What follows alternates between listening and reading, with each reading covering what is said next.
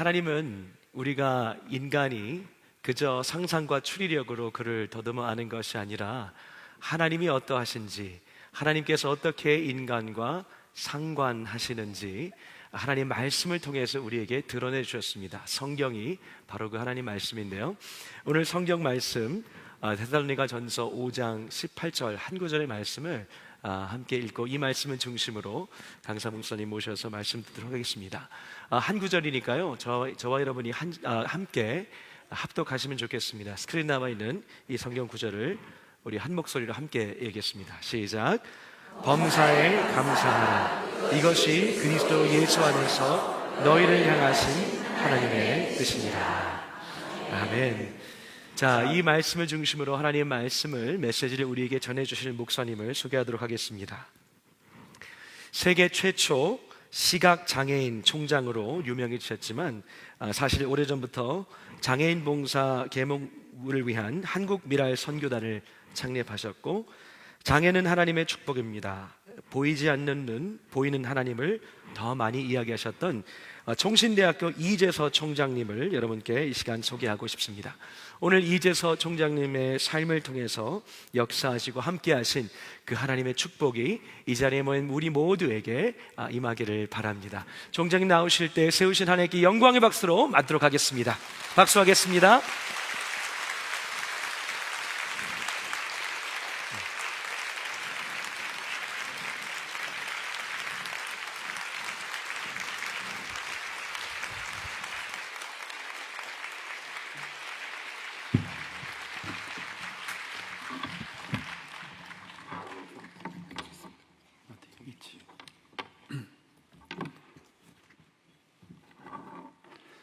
여러분 반갑습니다.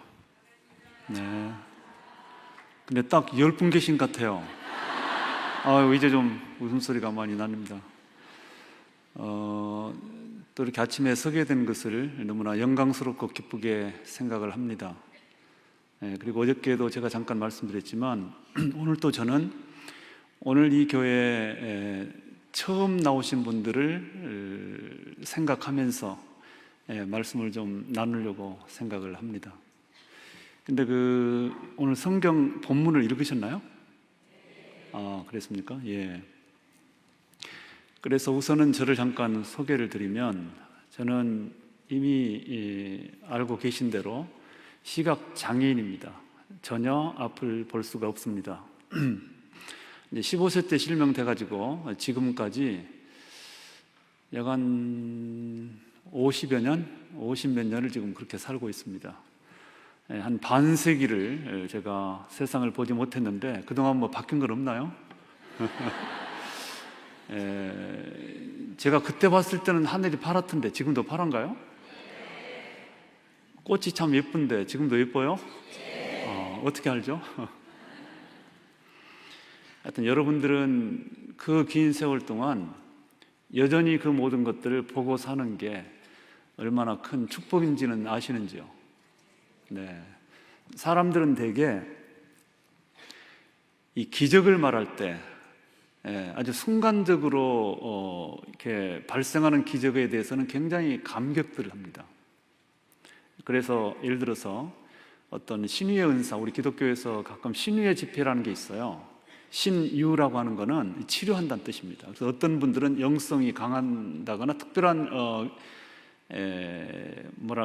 이 하나님으로부터 은혜를 받은 어떤 분들은 실제로 이렇게 기도해서 이제 순간적으로 병을 낫게 하기도 해요. 그래서 옛날에 저도 어렸을 때 체험했는데 어느 자리에서 전혀 못 걷던 분이 딱 일어섭니다. 이렇게 그러는 경우도 있고 그래요. 근데 이제 그럴 때는 모든 사람들이 감격을 해요. 이야, 대단하다. 그러니까는 전혀 평생 못 걷다가 갑자기 일어서는 겁니다. 근데 그게 얼마나 놀랍겠어요.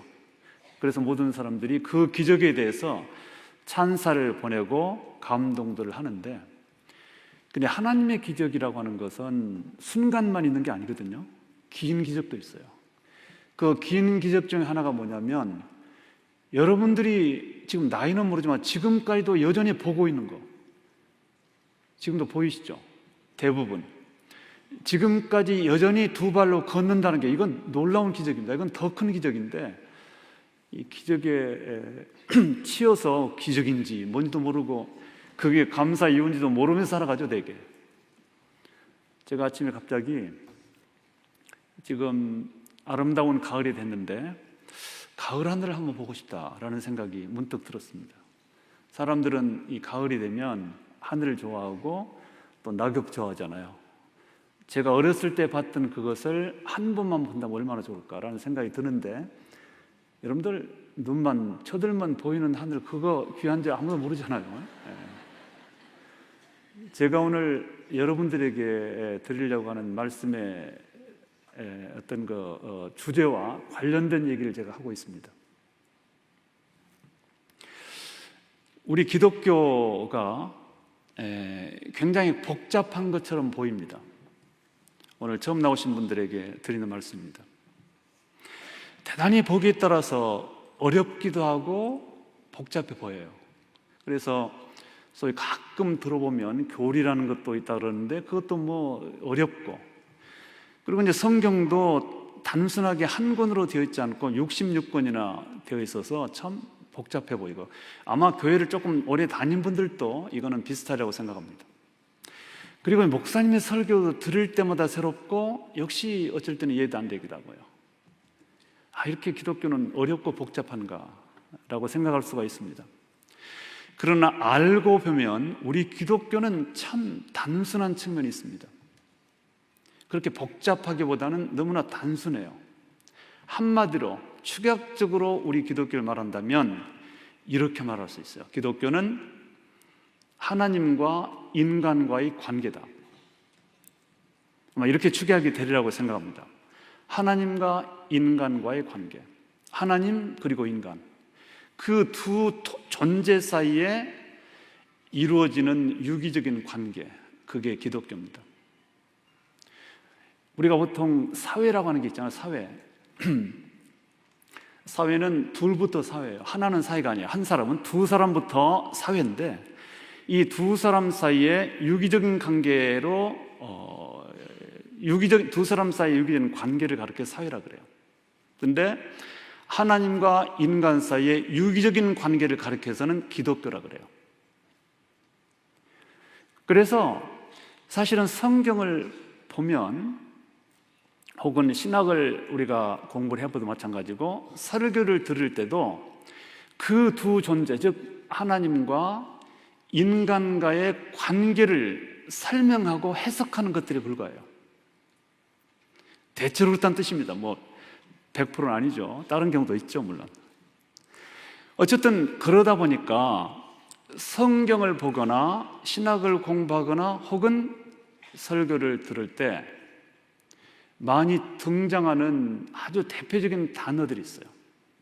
그들 중에는 하나님이 주어가 되는 단어들, 주어 동사 되게 아시잖아요. 예. 하나님이 주어가 되는 동사가 많이 등장을 합니다. 굉장히 많이 등장해요. 예를 들면 하나님이 주어가 되는 동사 중에서 여러 가지가 있겠지만은 가령 창조 같은 단어, 창조라고 하는 것은 유에서 무가 만들어지는 거예요.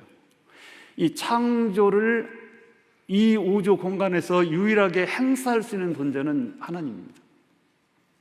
창조는 인간이 창조했단 말을 절대 못해요. 그래서 그 다음에 섭리라는 말도 사실은 그 주어가 하나님이세요. 이거는 우주적인 어떤 다스림이나 통치를 말해요. 인간까지 포함해서. 그리고 우리가 이건 조금 기독교적인 용어인데, 선택이라는 단어 있잖아요. 우리가 물론 물건을 선택하는 것도 선택인데, 우리 기독교에서는 선택이 굉장히 중요한 단어입니다. 하나님께서 인간을 택해요. 구원이라는 것도 거기에 해당되는 것이고요. 그리고 예정한다는 말도 있어요. 그리고 어떤 주권, 다시 말하지만 구원이라고 하는 거, 이거 다 하나님이 주어가 돼서 행사되는 일들입니다. 그런가 하면 인간이 주어가 되는 단어들도 많이 나와요. 대단히 중요한 단어들이. 가장 대표적인 것이 믿음이란 거예요. 믿음은 하나님을 향해서, 하나님에 대해서 인간이 믿는 거죠. 믿음의 주어는 인간이에요. 하나님이 인간을 믿지 않아요. 잘. 믿는다. 근데 이제 믿는다고 하는 것에 대해서 물론 믿음의 의미가 우리 크리스찬 기독교에서 말하는 믿음과 일반 사람들이 하는 믿음과 약간 차이가 있어요. 그 점을 아셔야 돼요, 처음 오신 분들. 그러나 어쨌든 이 믿음이라고 하는 것은 뭐랄까 실증적으로, 어저께 말했지만은 과학적으로나 어떤 뭐랄까 논리적으로 앞뒤 관계가 잘 안 맞아요. 그건 우리가 안 맞는다기보다 우리가 몰라요. 그래서 믿는 것이죠. 우리가 기독교에서 가장 대표적으로 쓰는 말이 믿음으로 구원받는다, 이런 말씀입니다. 이게 어떤 뜻인지 아세요? 여러분 그 비행기를 맨 처음 탈 때 왜 타셨어요? 그 비행기 기기가 그 높은 하늘을 떠가서 미국까지 여러분을 실어다 줄 거 어떻게 알고 믿고 탄 거예요 도대체? 응? 그래 탔잖아요. 그래도 물론 조금 처음이기 때문에 떨리긴 하죠. 그러나 그러니까 이런 거, 믿음은 이 비행기가 나를 싣고 뉴욕까지 혹은 파리까지 분명히 가서 내려준다. 그래서 비행기를 타는 거, 대단한 믿음들이에요. 대단한 믿음들이에요. 대단한 믿음들. 실제로 떨어지는 경우도 많이 있잖아요. 더군다나 처음 탈 때는 정말 이게 갈까? 그 기계가? 우리는 기독교에서 말하는 믿음이라고 하는 것은 이렇게 우리는 믿고 있어요. 예수님이라고 하는 비행기를 타면 반드시 천국으로 간다. 떨어지지 않고 절대적으로, 세상이 인간이 만든 비행기는 땅에 떨어질 수 있지만 예수님 비행기는 절대로 떨어질 수 없고 절대자니까요. 그분 위에 탑승만 되면 우리가 그분이 나를 미국으로 혹은 천국으로 실어다 줄 것을 믿고 타기만 하면 간다는 보장. 말하자면 그런 형식이 믿음이란 거예요.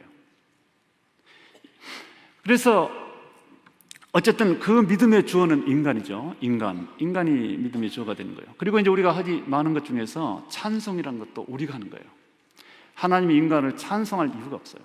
우리가 하나님을 찬송하고, 여러분 이 자리에 와서 이렇게 드리는 것을 뭐라고 부르죠? 예배 혹은 경배. 이것 주어도 우리입니다. 인간입니다. 인간. 그리고 이제 밖에 나가서 하나님의 어떤 것, 진리의 말씀을 소개하는 것, 전도 혹은 선교라 그래. 이것 역시도 주어가 인간이에요. 인간. 그래서 이 인간이 주어가 되는 단어들, 하나님이 주어가 되는 단어들을, 대표적인 것들을 제가 나열했는데 그 외에도 많이 있겠죠. 물론 우리 성경에는 이 두 종류의 단어만이 존재하지는 않습니다. 다른 것이 주어가 되는 단어도 많아요. 예. 그러나 이 대표적인 하나님과 인간과의 관계를 지칭하는 단어들이 우리 기독교의 근간을 이루고 기초가 됩니다. 성경으로 사실은 그것들을 요약이 돼요. 자, 그런데 이 양쪽 이 두 가지에는 각각 대표적인 한 개씩의 단어가 있다고 저는 이해합니다. 하나님이 주어가 되는 단어들 중에서 가장 대표적인 단어, 물론 인간과의 관계를 중심으로 생각하는 겁니다. 인간과 하나님과의 관계를 놓고 볼 때 하나님이 주어가 되는 가장 대표적인 단어가 무엇일까? 뭐라고 말해야 될까? 여러분 혹시 떠오르십니까? 아마 이제 처음 나오신 분들이라 당연히 모르죠. 그러나 교회를 오래 다니신 분들은 이게 바로 떠올려야 되는데요. 네. 그 단어를 제가 말씀드릴게요. 물론 아시는 분도 계실 거예요. 그거는 은혜라는 단어입니다. 은혜. 은혜라고 하는 것은요, 값이나 대가를 받고 주면은 그때부터 은혜가 아니에요. 은혜는 그야말로 값 없이 대가 없이 그냥 공짜로 주는 것이 은혜입니다. 그게 기본적인 의미입니다. 하나님이 인간과의 관계에서 행해지는 그 모든 것들은 사실은 그냥 베풀어지는 것들입니다. 우리의 구원도 그렇고요, 우리에 대한 사랑도 그렇고, 우리에 대한 보호도 그렇고, 그 모든 하나님의 인간과의 관계 속에서 행사하시는 모든 것들은 그냥 무료로 우리에게 만들어지는 것들이에요. 여러분들이 세상에 태어난 것도 돈 주고 오지 않았고요, 하나님이 그냥 무료로 보내준 거예요. 여러분의 그 화려한 환경 혹은 뭐 좋든 나쁘든 간에 여러분이 갖고 있는 그 모든 것들, 돈 지불한 적 있어요? 물론 집도 샀겠지만, 그러나 근원적으로 우리는 이 세상에 빈손으로 태어나지 않습니까? 그리고 나와서 세상에 나온 이후에 모든 것들이 우리에게 주어진 것이에요. 사실은 그 근원이 하나님인데 중간에 누가 가로채고 돈도 받아먹기도 하고 그렇게 하지만, 그러나 어쨌든 그 모든 것의 출처와 근원은 하나님이세요. 왜냐하면 무엇인지 소유하고 있고 만드신 장본인은 하나님 외에는 없거든요. 그러니까 모든 것이 다 하나님이 주인입니다. 그래서 우리 인간에게 주어진 모든 것들에 대해서 하나님께서는 베풀어 주시고 이렇게 해주신 것들을 우리가 한마디로 묶어서 말할 때 은혜라 이렇게 말할 수 있는 거죠. 물론 구원도 마찬가지입니다. 우리가 가장 소중한 구원도 하나님이 은혜로 공짜로 주신 것이죠. 우리가 그 구원을 위해서 지불한 건 아무것도 없어요. 그런 뜻입니다.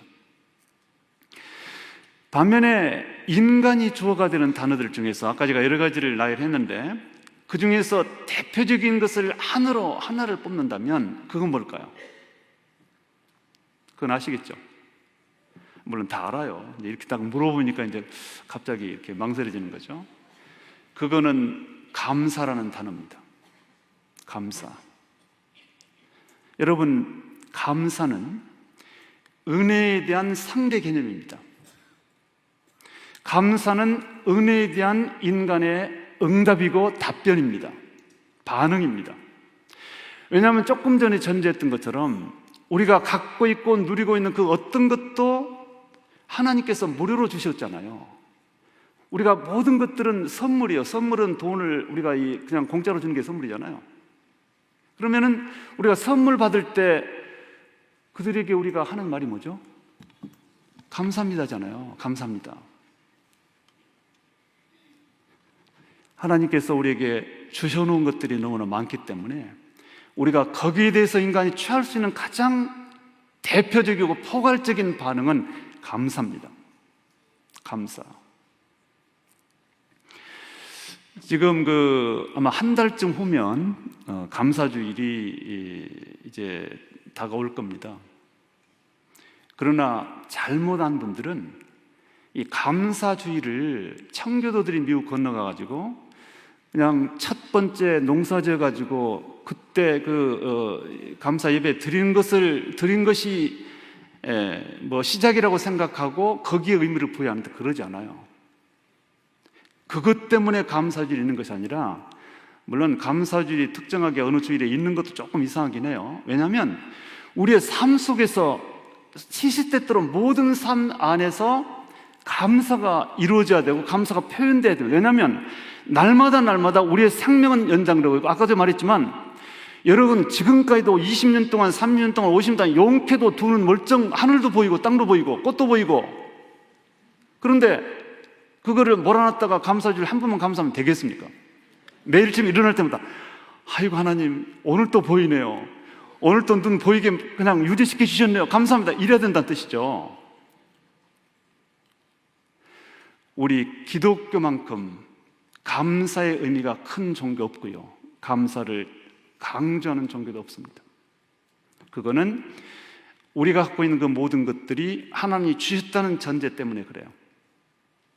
우리가 드리는 예배라는 것도요, 사실은 감사 행위의 일환이에요. 감사 표현의 일환인 겁니다. 우리를 값없이 구원해 주신 하나님을 찬양하고 경배해서 함께 모여서 구원받은 사람께 교제하는 것, 이것 역시도 전체적으로 보면 감사의 일환인 거죠. 그래서 인간이 가장 마음 써야 될 신앙의 덕목이 감사라는 점을 제가 우리 새로 나온 분들에게 말씀을 드릴게요.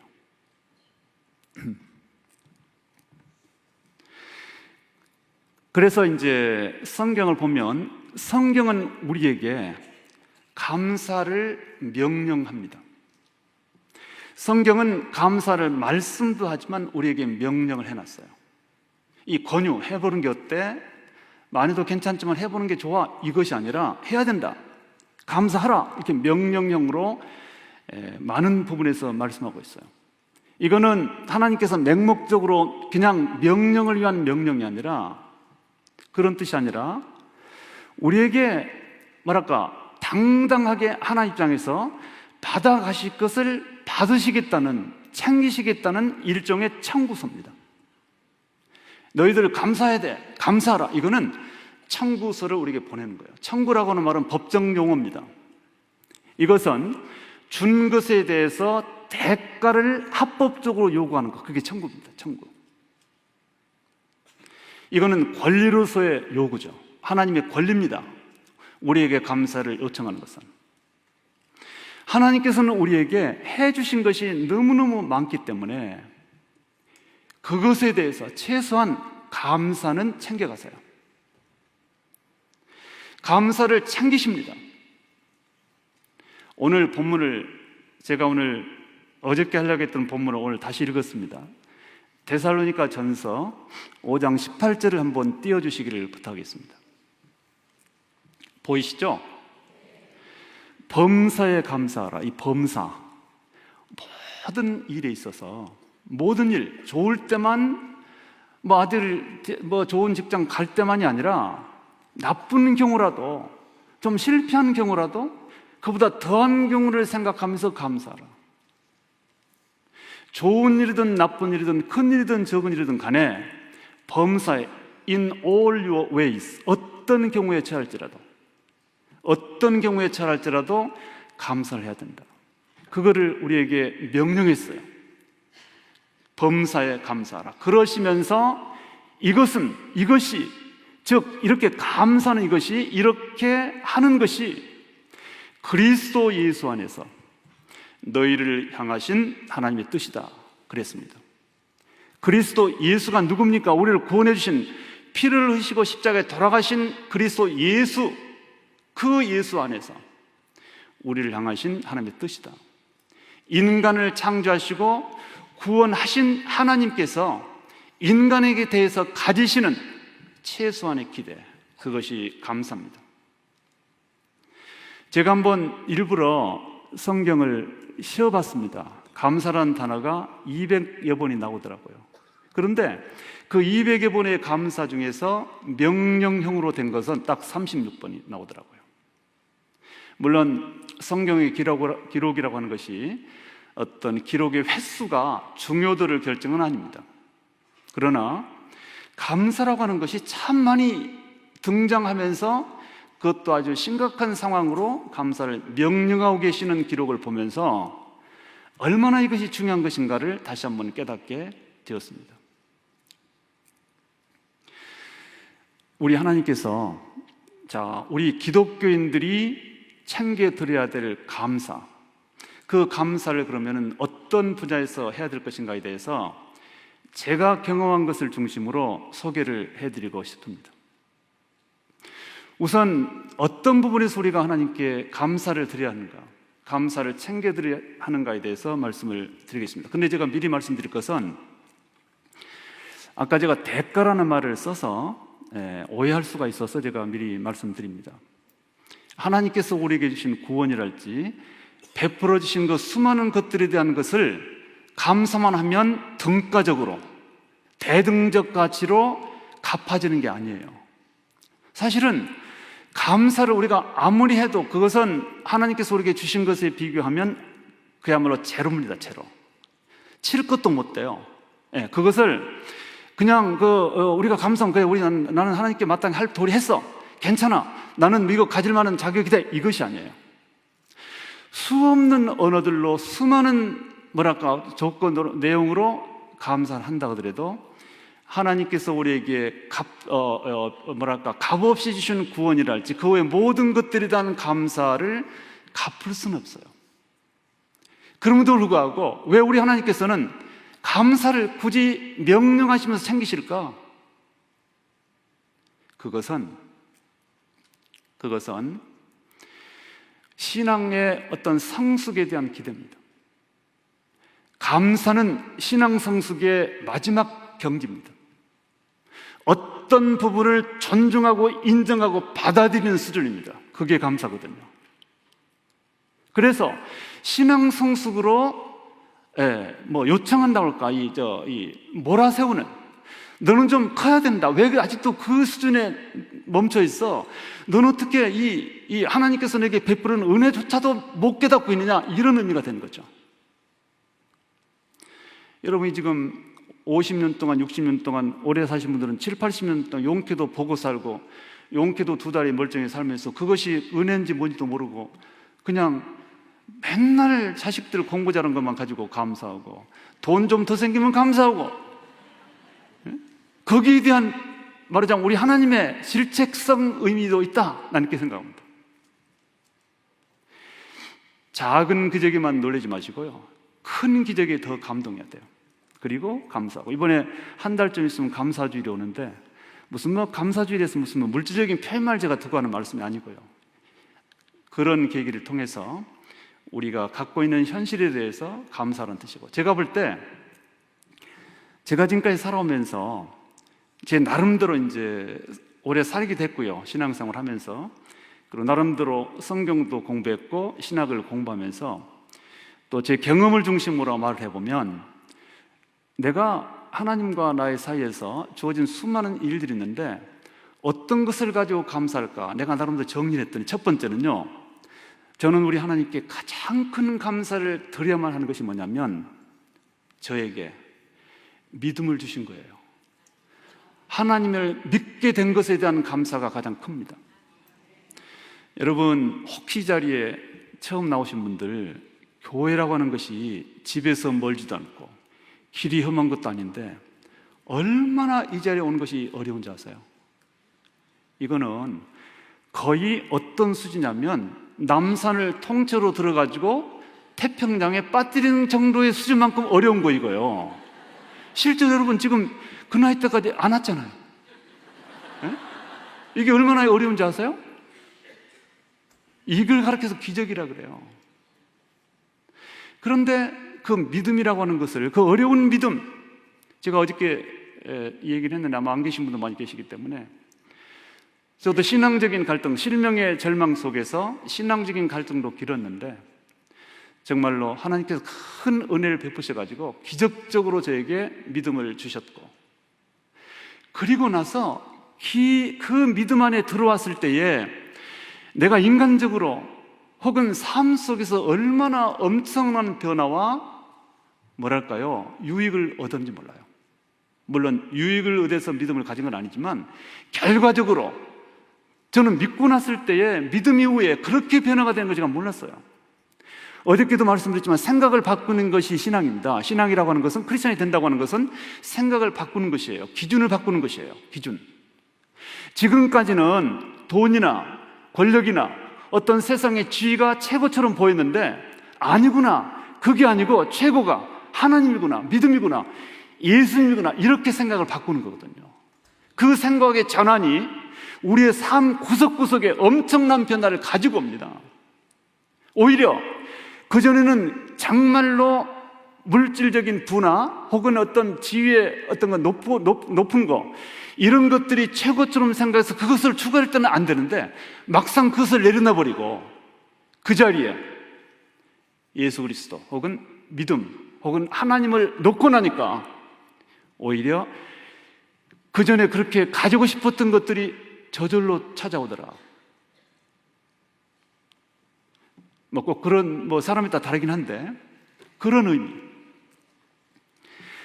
저는 그래서 아무리 생각해봐도 저는 하나님을 믿는 것 하나 때문에 하나님께 저에게 주시는 것이 너무나 많았어요. 그래서 저는 기적적으로 하나님께 저에게 믿음을 주셨고 믿게 된 것에 대해서 가장 큰 감사를 드립니다. 아마도 여러분들 그러실 거예요. 믿기가 얼마나 어려운데요. 믿기가 얼마나 어려운데요. 두 번째, 저는 예수님을 믿고 나서 두 번째, 제가 가진 것이 결코 작지 않다는 사실을 알게 됐어요. 나에게 남아있는 것이 아무것도 아닌 것이 아니고 뭔가이다 라는 사실을 알고 감사를 하게 됐어요. 그전까지 저는 눈이 안 보이기 때문에 다른 것들은 의미가 없었습니다. 아니, 치명적으로 눈이 안 보이는데 걸어다니는 것은 무슨 의미가 있으며, 귀가 들리는 건 무슨 가치가 있으며, 두 손, 두 팔이 무슨 의미가 있느냐 이렇게 생각했어요. 가장 중요한 눈이 안 보이는데. 그런데 제가 지난번 석 달 전에 와가지고 간증할 때 마찬가지지만 눈 안 보이는 것을 내려놔 버리니까요, 포기해 버리니까 나에게 남아있는 것들이 소중하게 느껴지면서 그때서야 그것이 보여요. 눈에 띄어요. 의미가 부여가 되는 거, 제 손 속에서요. 그리고 봤더니 야, 내가 이 눈 하나 안 보이는 것 때문에 그렇게 내가 이 모든 것들을 무시했다는 생각에 대해서 회개가 되고 반성이 되더라고요. 아니, 내가 눈 그거 안 보이는 것 때문에 이렇게 잘생긴 두 발, 두 손, 이렇게 멀쩡한 두 귀, 아름다운 음악도 들려오죠. 이런 것들 내가 왜 내가 무시했을까? 그래서 저는 예수 믿고 나서 내가 가진 것에 대한 감사를 시작했어요. 내게 있는, 여전히 있는 건강, 그리고 내게 지니고 있는 내 나름대로의 어떤 기능들, 그것을 존중하기 시작했어요. 감사라는 것은 그것을 존중하는 뜻이거든요. 그 다음에 세 번째는, 저는 시각장애인으로 이제 15세 실명 이후에 살았지 않습니까? 그러니까 어떻게 보면 이게 참 솔직한 고백이에요. 근데 이제 서울명학교를 다닐 때 6년 동안 중고등학교를 다녔는데, 거기 있을 때는 몰라요. 그냥 다 잃어버리고 서로 웃기도 하고 장난을 치고 노래도 부르면서 놉니다. 근데 그 학교를 나오면 그 학교에 다니고 있는 것이 너무나 부끄러운 거예요. 그래서 솔직히 말하면 이제 거기도 모자, 모표, 옛날식으로 말하면 모자, 뭐 배지가 다 있어요. 그래서 서울맹 딱 이렇게 모자에, 모표에 써져 있고 또 뭐 이렇게 써져 있어요. 근데 그걸 쓰고 다니는, 학교에서는 안 쓰면 막 야단치니까 쓰고 다니지만 교무만 나서면 그거를 숨겼어요. 그리고 이제 시골에 그때 가끔 방학 때 내려가잖아요. 그러면 서울대학교 안 못 보는 사람만 다니는 학교라는 것을 숨겼어요. 아니, 그냥 저기 어떤 학교 다녀? 이러고 누가 물어보면 그랬어요. 그 환경이 도무지 만족할 수가 없어요. 요리 봐도 안 못 보는 친구, 저리 봐도 안 못 보는 친구. 아니, 물론 나도 앞이 안 보이지만은 좀 멀쩡하고 좋은 친구도 있고 그러면 좋겠는데, 그 나의 환경에 대한 불만에 가득 차 있었어요. 그리고 또 저는 우리 부모님이요, 좀 표현이 이상하지만 일자 무식, 무학, 글자도 못 읽었어요. 그게 참 부끄러웠어요. 그리고 돈도 없었어요. 그것도 부끄러웠어요. 그래서 아무리 둘러봐도 나는 내가 살고 있는, 내가 처해 있는 환경과 현실이 너무 불만이 많아요. 어쩌면 이럴까? 왜 돈도 없고, 우리 부모는, 다른 사람들은 한글뿐 아니라 한자도 잘하는, 왜 우리 아버지는 그냥 뭐 면사무소에서 무슨 고지서 나오면 그걸 들고 이웃집으로 가요. 얼마나 창피해요. 내가 읽어주면, 내가 어렸을 때 보면 내가 읽어주면 못 믿어요. 또 못 믿어. 아니, 똑같은 한글을 읽어주면 못 믿어요. 꼭 이웃집에 누구한테 찾아가서 물어보는 거예요. 얼마나 창피합니까, 제가. 그런데 예수 믿고 달라진 제가 뭔지 아세요? 그 모든 저의 환경을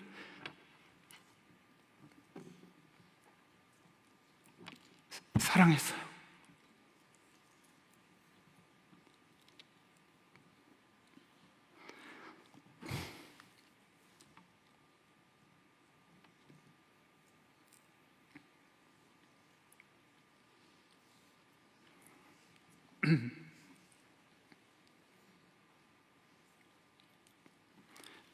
부모님도 고맙고 소중하고,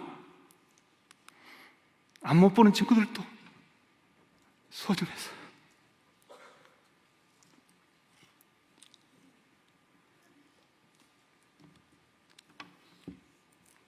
그래서 내가 처한 환경을 사랑하기 시작했습니다.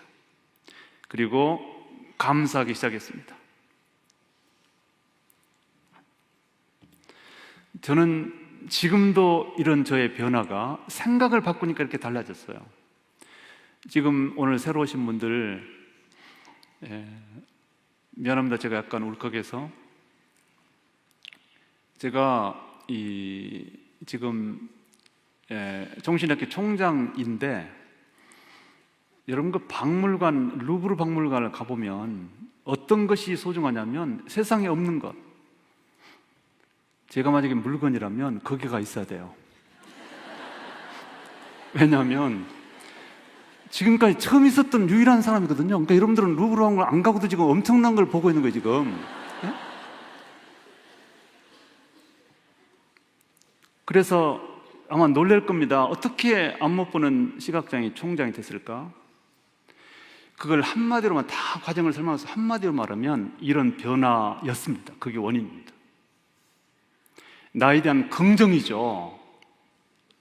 나의 환경이 무엇이든 그거를 존중하고 사랑하기 시작부터 나의 삶이 바꿔지고 내가 무시했던 그것들이 나를 위해서 적극적으로 작동하기 시작했어요. 그게 감사의 위력입니다. 여러분들 혹시 일이 안 풀리세요? 그러면 여러분이 평소에 무시했던 것들 별거 아니라고 생각했던 걸 한번 사랑을 해보세요. 그걸 놓고 감사를 해보세요. 어쩌면 돌파구가 생길 수 있다. 저는 이렇게 생각을 해봅니다. 감사의 출발은 자기 자신을 소중히 여기는 것으로 출발돼요. 더군다나 하나님과의 관계에서. 물론 여기 오신 분들은 다 환경이 좋을 것 같아요. 그러나 아무리 환경이 좋더라도 따지고 보면 한두 가지 염려, 근심 없는 경우는 없잖아요. 그리고 늘 부족함을 느끼고 다른 사람에 비해서 비교가 되고 열등의식, 비교의식. 이 비교의식은 여러분들, 우리 크리스찬들은요 절대로 비교해서는 안 돼요. 아주 가장 치명적인 이 비교라고 하는 것은 이건 일종의 범죄입니다. 이거요. 죄악입니다. 왜냐하면 죄란 게 뭐냐면 하나님의 어떤 섭리나 하나님의 뭐랄까 어떤 하시는 일에 대한 이게 거부거나 부정이 죄거든요. 근데 여러분에게 그 상황, 그 정도, 그 내용으로 인도하신 것 자체가 하나님의 계획인데 그거를 싫어한다는 뜻이니까 그건 하나님을 싫어하는 거랑 마찬가지예요. 비교는 안 돼요. 절대로. 할 필요가 없어요. 그전까지는 나는 아무것도 없다고 생각했는데 보이지 않는 눈이 안 보이기 때문에 아무것도 없다고 생각했는데 그런데 내 그거를 내려놔 버리고 내게 있는 것을 찾아서 두 손가락으로 점자책 느리지만 읽어가면서 열심을 다해서 최선을 다했어요. 다른 사람들에 비한다면 하나님이 보시기에 참 시시한 것처럼 보일지 모르지만 내 나름대로 내게 있는 것을 가지고 최선을 다했거든요. 마치 광대처럼. 그랬는데 어떻게 보면 이 최선을 다하는 것에 대한 하나님의 칭찬과 축복이 임해서 저 같은 사람에게 미국 가가지고 석박사 공부도 하게 하셨고 대학 교수가 돼서 25년 동안 가르치는 기회도 주셨고 그리고 끝에는 총장의 자리까지 올려놓으셨어요. 제가 총장 어떻게 됐는가? 저희 현실을 받아들였고요. 작지만 그것을 하나님 앞에 내어놓고 드렸습니다. 그것에 대한 하나님의 응답은 엄청난 기적이었고 축복이었습니다. 오늘 처음 나오신 우리 성도님들, 우리 하나님은 그런 분이랍니다. 한번 믿어보세요. 한번 믿어보시면 아마 제가 체험한 것 이상으로 제가 경험한 것 이상의 엄청난 일들이 여러분의 미래를 기다릴 것을 저는 확신합니다. 오늘 처음 나오신 분들은 마음의 결정을 하시고 한번 그것도 기록을 하시고 카드도 기록하시고 일어서 주실 것을 부탁을 드리겠습니다. 여러분, 여러분의 일어서는 것이 참 힘들어요. 아마 지구를 떠올리는 것보다 무거울 수 있어요. 여러분의 몸이요. 그러나 한번 힘을 내서 일어나 보세요. 아직 안 믿어도 괜찮아요. 일단 일어나 보세요. 일어나는 순간 성령의 감동이 여러분의 가슴에 들어옵니다. 우리 하나님께서 여러분이 너무 앉아있으니까 너무 멀어서 타치가 안 돼. 조금 일어서 조금 가까이. 그러면 성령의 손이 여러분 머리를 타치하시고 여러분 마음속에 주인으로 찾아가실 거예요. 그리고 믿음이라는 거 20년, 30년도 아직도 잘 좀 어려운 거 많은데 일단 교회에 적을 두고 참여하시다 보면 아까 우리 이성미 집사님께서 권사님께서 말씀하신 것처럼 하나님과 친해지기도 하고 하나씩 하나씩 믿어지기도 하고 하나씩 하나씩 익숙해집니다. 모두 다 기입하시고 일어서 주시기를 바라겠습니다. 망설이지 마세요. 이거는 하나님과 나와의 관계이기 때문에, 우주 만물을 창조하신 절대자와의 관계이기 때문에 여러분이 일어서는 이 모습이 가장 겸손한 모습입니다. 우주 만물을 이 안에 살면서 그 창조주를 부인하면서, 그것이 아니라 나도 한번 당신과 교제하고 싶습니다, 있다면, 하나님이 존재한다면 이제 나도 한번 깨달음을 주세요, 이렇게 마음으로 소원하시면서 일어서 주세요. 그러면 하나님이 역사하실 겁니다. 이어서 우리 다른 분이 인도하실 것 같습니다.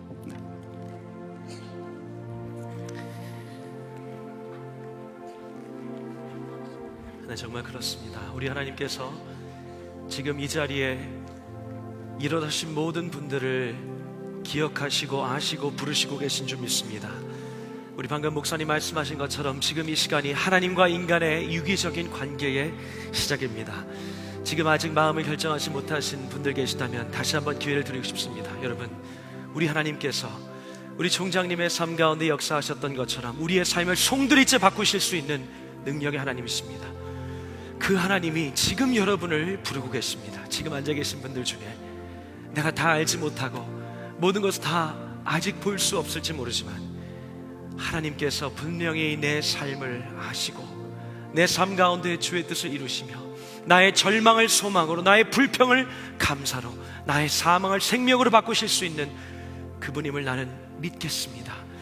이 믿음은 인간의 영역이기도 합니다. 인간이 주어가 되는 영역이기도 합니다. 하나님께서 작정하시고 주시기도 하고 또 우리가 반응하기도 합니다. 지금 이 시간 반응하실 수 있길 바랍니다. 일어서신 분들은 조용히 눈을 감으시고, 아직 일어나지 못하신 분들 계시다면 지금 이 시간 여러분을 다시 한번 초청하고 싶습니다. 함께 초청해 오신 분들 함께 자리 격려하셔서 자리에 일어나셔서 이 시간이 정말 주님께 드려지는 그런 시간이 되기를 소원합니다. 여러분, 한 번 더 도전하고 싶습니다. 아까 목사님 말씀하신 것처럼 하나님께서는 우리와 만나시되 우리를 은혜로 만나십니다. 이것은 값이 있어서, 값을 치러서 하나님께서 우리에게 주시는 것이 아니라 우리가 하나님 앞에 드릴 것이 아무것도 없어도 하나님께서 값 없이 주시는 선물인 것입니다. 그것이 은혜입니다. 어떤 분들 중에는 내가 하나님 앞에 잘 보인 것이 아무것도 없고 내 삶에는 아직 변한 것이 아무것도 없고 내가 주님 앞에 가까이 나아갈 수 있는 요건을 아무것도 갖추지 못했는데 어찌 내가 이런 사랑을 받아들일 수 있을까라고 반문하시는 분들이 계실지 모르겠습니다. 그러나 여러분, 하나님께서는 예수 그리스도를 통해 우리에게 은혜를 베푸십니다. 우리가 무엇을 잘하고 우리의 선함을 이루어서 하나님께서 사랑을 베푸시는 것이 아닙니다. 전적인 하나님의 은혜인 것입니다. 그 은혜 앞에 지금 이 시간 나오시기 바랍니다. 한 번 더 기회를 드리겠습니다. 여러분, 이 시간 그 마음의 소원 가지고 주님, 다 알지 못하지만 적어도 나에게 있어서 이 믿음의 한 걸음이 필요한 것을 알겠습니다. 이 믿음의 한 걸음을 함께 걷겠습니다. 한 걸음을 내딛겠습니다 하시는 분들 그 자리에서 일어나 주시기 바랍니다. 네, 고맙습니다. 여러분, 이 시간 함께 기도하도록 하겠습니다. 함께 일어나신 분들, 그래도 앉아 계신 분들 모두 함께 저를 한번 따라해 주시면서 하나님과의 이 인격적인 만남과 교제를 시작하길 원합니다. 이 시간 제가 기도하는 것들, 서 계신 분들이 함께 따라서 기도해 주시는 것을 통해서 우리 하나님과 함께 걷는 이 삶이 새롭게 시작되기를 바랍니다. 여러분, 이 시간 우리 하나님 앞에 감사로 반응하고 믿음으로 나아갈 수 있기를 바랍니다. 제가 기도할 때 여러분이 함께 따라서 기도해 주시기 바랍니다. 우리를 사랑하시는 하나님, 나를 아시는 하나님, 나의 삶을 붙잡아 주심에 감사합니다. 나를 먼저 사랑하심에 감사합니다. 내가 하나님을 알지도 못했고 하나님을 보지도 못했고 하나님을 원하지도 않았던 상태에서 이제 생각을 전환하여 예수님 앞으로 나아갑니다. 예수님만 의지하기 원합니다. 내 삶의 모든 죄의 문제와 생명의 문제가 예수 그리스도 안에 해결되는 줄 믿습니다. 지금 이 시간 내 삶을 예수님께 드립니다. 내 마음을 열어 예수님이 내 구주가 되시기를 초청합니다. 예수님 내 삶에 오셔서 나의 구주가 되어 주옵소서. 나의 삶을 감사로 채워 주옵소서. 나의 삶을 새롭게 하여 주옵소서. 이제 이 믿음의 걸음을 예수님께서 인도하여 주옵소서. 하나님이 주어가 되시는 인생 되게 하여 주옵소서. 이 시간을 감사드리며 우리를 구원하신 나의 구세주가 되신 예수님의 이름으로 기도하옵나이다. 아멘, 아멘, 아멘. 이 믿음의 결단하신 모든 분들을 축복합니다. 할렐루야. 자리에 앉으시기 바랍니다. 여러분이 계속해서 집중해서 중요한 시간들을 진행하도록 하겠습니다. 여러분 들어오실 때 받으신 이 대신자 또 처음 오신 분들을 위한 환영 카드가 있을 겁니다. 지금 이 시간 이 카드를 모두 꺼내주시고 지금 함께 이 결단을 기록하는 시간을 갖도록 하겠습니다. 펜이 없으신 분들은 손을 들어 표해 주시면 섬겨주시는 우리 봉사자분들께서 펜을 나눠 주실 것입니다. 여러분 지금 이 환영 카드를 집으시고 여기에 모든 항목들을 기입하시고 저와 함께 맨 밑에 있는 체크란에 예수 그리스도를 나의 구원자로 믿습니다. 이 칸에 여러분 지금 이 시간 체크해 주시기 바랍니다. 이 믿음의 결단으로 일어나신 모든 분들, 그리고 내가 여러 가지 마음에서 아직 일어나지 못했지만 지금이라도 그 마음의 심경으로 주님 앞에 반응하고 싶으신 모든 분들 이 시간 체크해 주시기 바랍니다. 지금 이 시간이 우리 하나님의 음성 앞에 반응하는 시간입니다. 우리의 모든 불평과 불만과 어두움과 절망이 감사로 바뀌는 시간이 바로 이 첫 걸음을 통해 시작될 것입니다. 여러분 펜을 들어서 지금 이 시간 체크해 주시기 바랍니다. 함께 오신 분들은 격려하셔서 함께 이 카드 작성할 수 있도록 인도해 주시기 바랍니다. 우리 방금 목사님 말씀해 주신 것처럼 예수님 안에 있는 이 유익은 말로 다 형용할 수 없는 놀랍고도 놀라운 유익인 줄 믿습니다. 이 유익뿐만 아니라 아까 목사 말씀하셨지만 유익뿐만 아니라 예수 그리스도가 길이요 진리요 생명이시기 때문에 우리는 이 예수님 앞에 우리의 삶을 내어드리는 것입니다. 지금 이 시간 그 마음의 결단을 이 종이에 함께 기록하면서 주님 앞에 반응할 수 있기를 바랍니다. 기록하신 분들은 양옆으로 보내주셔서 저희가 함께 모아 기도할 수 있도록 해주시기 바랍니다.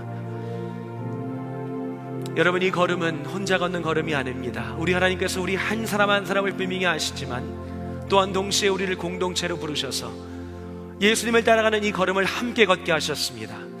저희가 함께 여러분 위해 기도하고 이 걸음을 걷겠습니다. 주저하지 마시고 지금 펜을 들어서 거기에 있는 체크란에 체크를 해주시고 양옆으로 제출해 주시면 저희가 여러분을 위해 함께 기도하도록 하겠습니다. 아직도 늦지 않았습니다. 여러분 지금 이 시간 너무나도 분명한 그 하나님의 부르심 앞에 하나님께서 우리를 향하신 그 사랑을 예수 그리스도를 통해 확증하시고 이제 우리에게 초청의 음성을 들려주십니다. 우리 예수님이 여러분을 아시고 우리의 삶 가운데 여러분의 삶 가운데 새 일을 행하실 수 있는 분입니다. 사망에서 생명으로, 수치에서 의로움으로, 속박에서 자유함으로, 절망에서 소망으로 우리를 옮겨오시는 분이 우리 예수 그리스도 한 분뿐인 줄 믿습니다. 그 믿음의 결단, 그 믿음을 알아가고자 하는 그 결단으로 이 시간 여러분 카드를 작성하시기 바랍니다. 조금만 더 시간을 드리도록 하겠습니다. 여러분 이 카드 손에 들고 계시지 마시고 지금 바로 작성하셔서 양옆으로 제출해 주시면 되겠습니다. 저희가 여러분을 위해 기도하겠습니다. 네, 계속해서 내고 계시니 감사합니다. 감사합니다.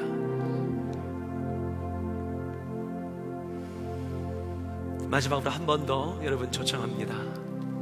여러분, 지금 이 시간이 은혜의 시간입니다. 우리 하나님께서 여러분 한 분 한 분을 은혜로 덮기 원하십니다.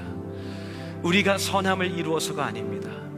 우리가 어떠한 기술을 갖고 어떤 능력과 어떠한 지위를 얻어서가 아닙니다.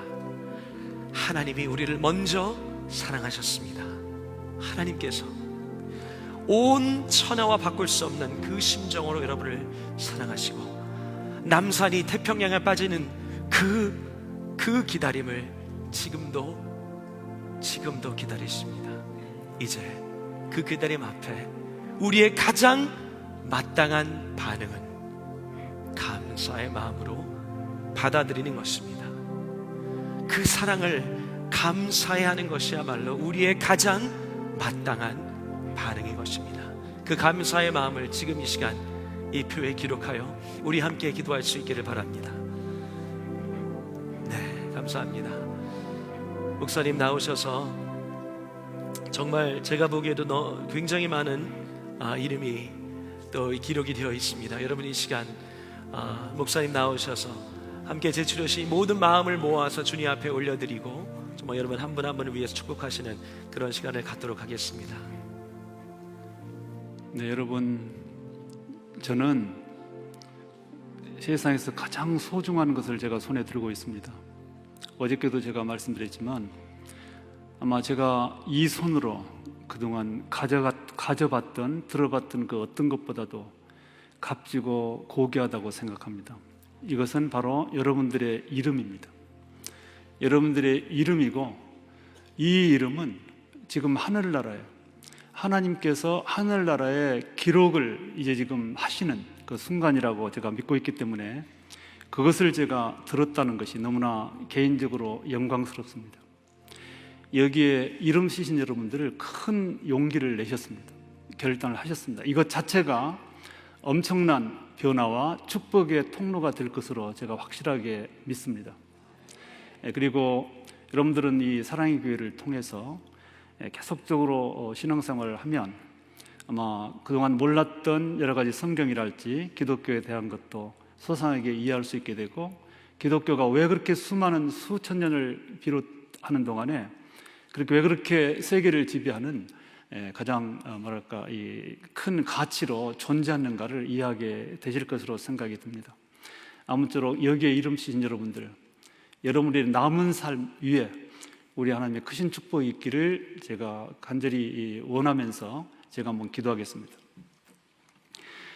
아버지 하나님, 오늘 이렇게 수많은 당신의 아들, 딸들을 새롭게 찾아주시고 만나주신 은혜를 감사합니다. 아버지 하나님, 여기에 적힌 이름들을 한 분 한 분 주님이 축복하시고 한 분 한 분 기억하시고 천국 서고에 기록으로 남겨주시기를 간절히 빌고 원합니다. 그래서 이 땅에 사는 동안에 참으로 하나님이 보호자가 되어주시고 인도자가 되어주시고 이루자가 되어주셔서 이 땅에서 주어진 삶을 잘 살게 하시고, 그리고 이 세상을 떠날 때 영원한 천국에서 복락을 누리며 살 수 있도록 인도하여 주옵소서. 아버지 하나님께서 붙들어 주시고 앞으로 신앙생활을 하는 과정에 수많은 어려움과 유혹과 불편한 일을 또 발생할 수가 있지만, 그럴 때마다 하나님께서 함께 해주시고 도와주시기를 간절히 빌고 원합니다. 이런 분들을 인도해서 오신 분들에게도 동일한 인도로 함께 하셔서 참으로 교회 안에서, 기독교 안에서, 신앙 안에서 진정한 친구와 이웃으로 유지되어 갈수록 도와주시기를 간절히 빌고 원합니다. 하나님, 이 이름들을 축복하여 주옵소서. 축복하여 주옵소서. 이제는 우리 구주 예수 그리스도의 은혜와 하나님 아버지의 무궁하신 사랑하심과 성령님의 감화, 감동, 교통하심이 이곳에 본인의 소중한 이름을 기록함으로 천국 백성의 반열에 들어선 사랑하는 당신의 백성들이에요. 그리고 함께 머리 숙여 예배하는 모든 사랑의 교회 백성들이에요. 이제로부터 영원 무궁토록 함께 있을지어다. 아멘.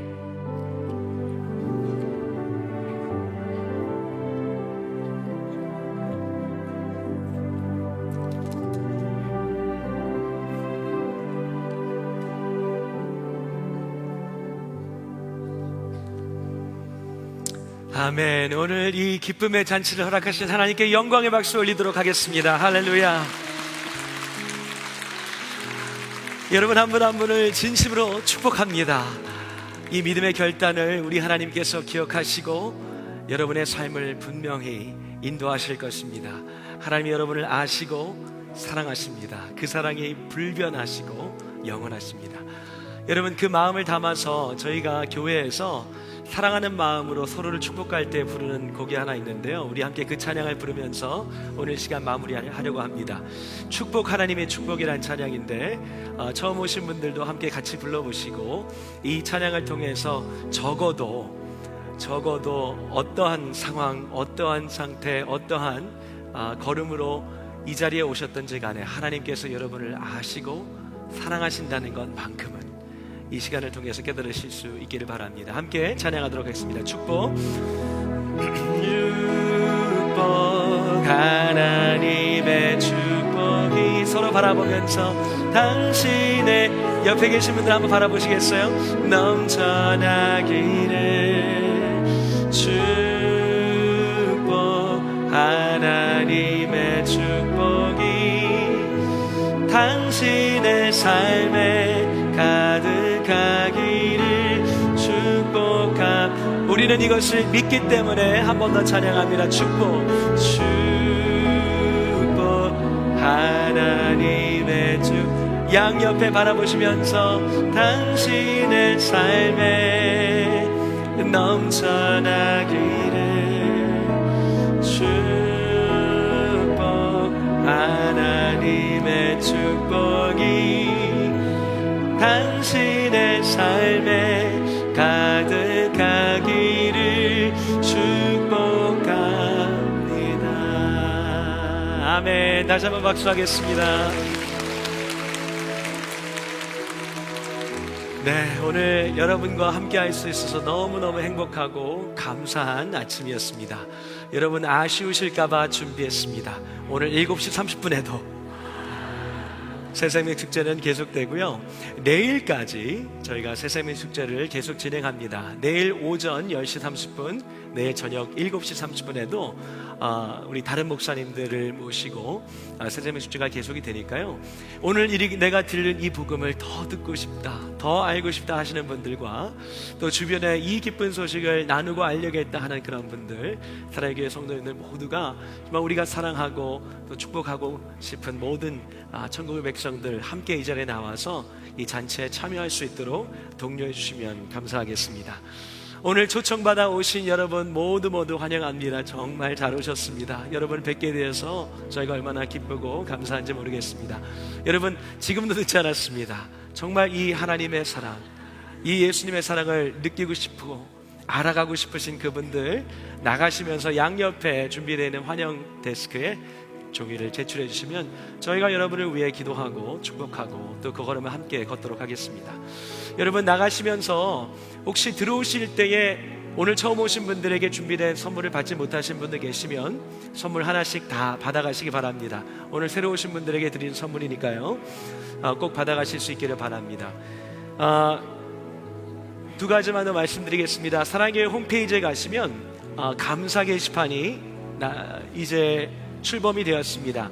이 새생명 축제를 진행하고 또 준비하고 또 진행되는 모든 과정 속에 생겨난 다양한 이야기들을 여러분들께서 이 게시판에 나누어 주시면 되겠습니다.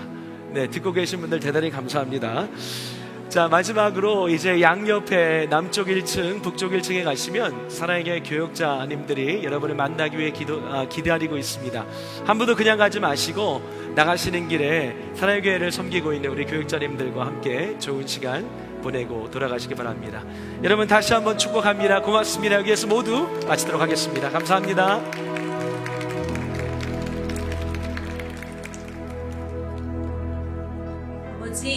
아버지 딸 선입니다. 2년 전 아버지가 혼자 사시는 곳 근처에 있는 산에 올라가셔서 새해 첫 해라면서 저에게 사진 찍어 보내주셨던 적이 있습니다. 그때 그 사진과 함께 사랑한다 딸아 라는 글도 같이 보내주셨는데요. 그 글을 읽고 너무 놀라서 무슨 일이 있으신가 해서 자리에서 벌떡 일어서서 집에게 연락했던 적이 기억이 납니다. 평생 사랑한다라는 감정 표현 어색해 하시고 잘 안 하시던 아버지께서 왜 그날따라 저에게 사랑한다라는 표현을 하셨을까 곰곰이 생각을 해봤습니다. 제가 해드릴 수 있는 거는 사랑하는 아버지가 더 사랑을 해주실 하나님 아버지를 소개해 드리는 것 같습니다. 올해는 반드시 대가선 전도 집회에 오셔서 하나님의 사랑을 안껏 누리시고 하나님과 남은 여생 행복하게 보내시기를 간절히 소망합니다. 이 자리에서 뵙겠습니다. 아버지 사랑합니다. Hello， 新源，好久不见，最近过得还好吗？接下去我们将会有一个新生命庆典礼拜，希望你可以跟我一起来参加，真诚的邀请你。上帝也祝福你，谢谢。 사랑하는 어머니, 형, 누나 그리고 동생 모두 평안하시죠? 태어나면서부터 유교 사상 아래 예수님의 복음을 듣지도 보지도 못하고 지금껏 힘들게 살아온 날들이 늘 안타까웠습니다. 저는 늦게나마 예수님의 복음을 듣고 믿어 입으로 시인하여 구원의 축복을 받아 하루하루 은혜 속에서 감사와 기쁨으로 생활하고 있습니다.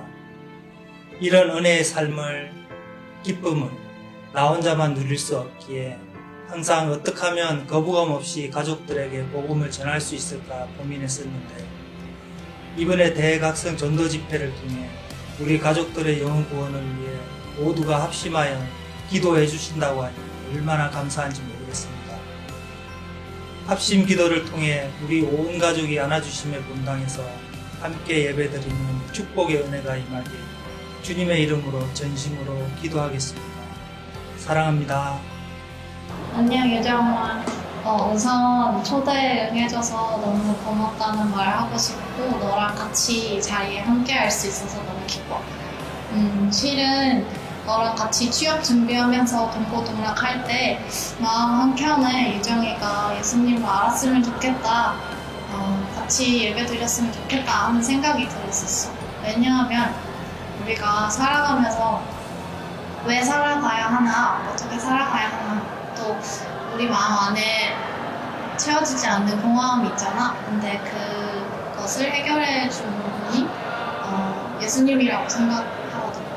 그래서 유정이도 오늘 이 자리에서 예수님을 더 알아가는 시간이 되었으면 좋겠어. 사랑하고 축복해. 안녕. 亲爱的姐姐你好，我知道你最近经历着很多的烦恼和困惑，我非常的希望你能够和我一起，能够经历耶稣的同在，然后在耶稣的爱里面活出全新的生命。我也很希望你能够跟我一起来爱的教会，然后在这个爱的大家庭里面能够感受到耶稣的同在与爱。 안녕 혜린아.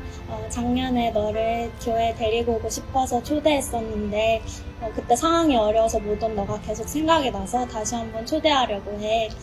그 이후로도 너를 위해서 계속 기도했었는데 너가 마음의 문을 열고 교회에 나갔다는 소식을 듣고 얼마나 기쁘고 행복했던지 몰라.